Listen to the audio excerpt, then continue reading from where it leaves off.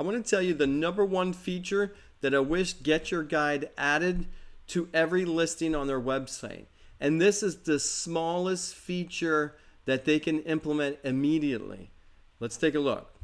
Now, when I'm on a listing, one of the number one things I want to know on every listing is how long this listing's been on this website.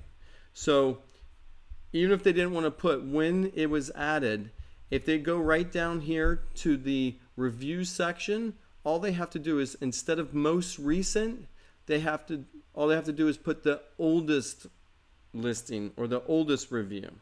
And that's all they have to do, because when I go to most recent, I get a handful of checks.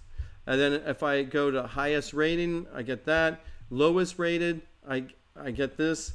But I want to know the earliest reviews possible. This lets me know how long the tour's been on their website. And that gives me an idea. Is this a new activity? Is this an activity that's been there for a few years? Especially when you look and you only see 132 reviews. I just want to know how long they've been on this site, and that gives me a clue and an indication, is this a new activity or old activity? And that's really the only thing I would want to see GetYourGuide change to every listing on their website.